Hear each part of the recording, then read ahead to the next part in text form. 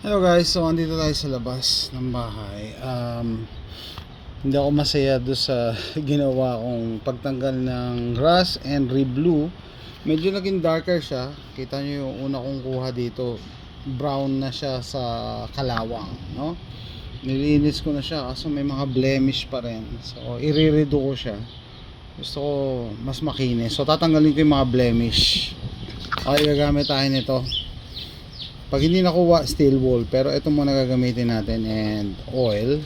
And yung process hindi ko pwede pakita kasi ayaw ni YouTube ng nag-mod ng baril eh. Okay, so yan, kita nyo yung mga blemish ha.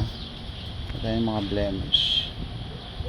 So mamaya try kong i-re-blue uli.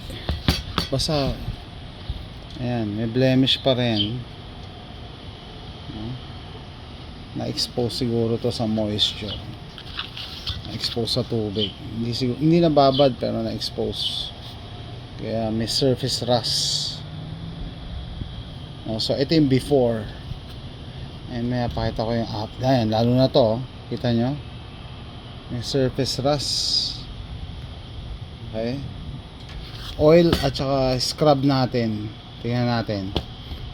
Okay, simulan ko na.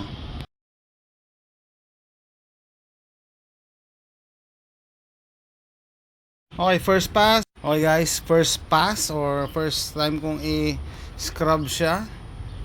Tanggal agad yung ano niya, no? Yung coating niya, and tanggal din yung surface rust. Yan, nababasa na yung nakasulat.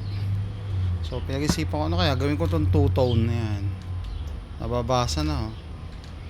Kinisip pa natin. Okay, bigyan ko update. Dito na ako sa kabila. Yan, nababasa nyo yung Thunder 380. Problema ko lang may mga maliliit na smudges eh. So I think nag-improve na. So liha na yung kasunod nito. Liha gagamit ako. Yung very fine na available sa akin. So ito yung kabila. Babasa na. Guys, next we're gonna use sandpaper.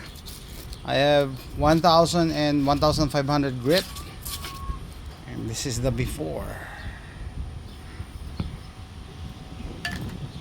Okay guys, ginamitan ko na siya ng Dremel, no? So steel wire brush ginamit ko. Ito na itsura niya.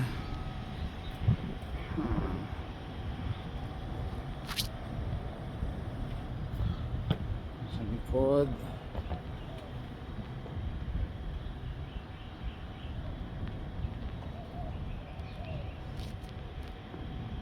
Okay guys, just to give you an update, the 1000 grit and 1500 grit are not doing anything, so I use a 150 grit to remove the deep scratches and smudges.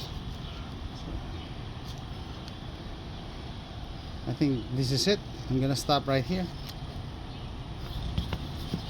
This other side.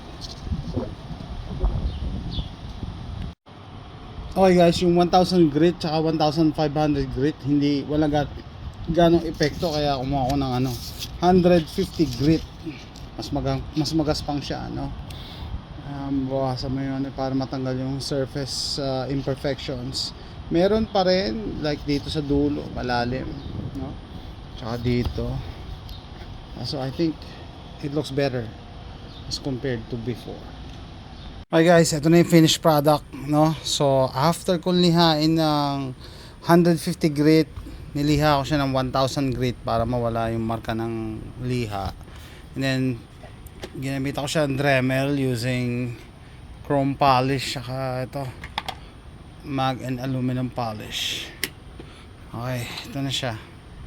So far I think it's better compared nung una. Ito yung gusto ko. May sarili akong style.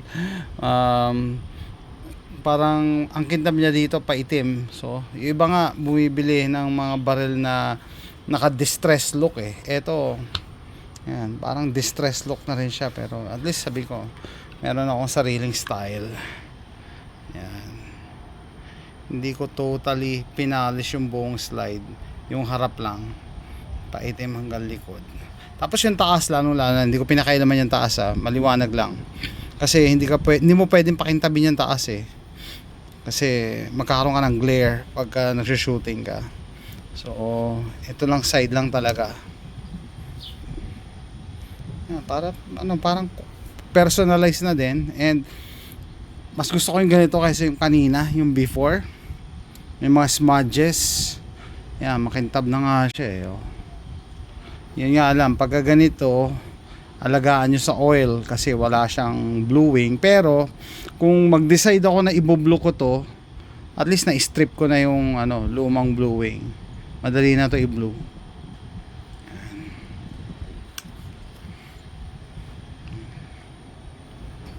Sa ibabaw, blued pa rin, hindi ko pinakailaman yan. Okay guys, let me know what you think. Ito lang pinakailaman ko, pinakalish ko. Thanks for watching.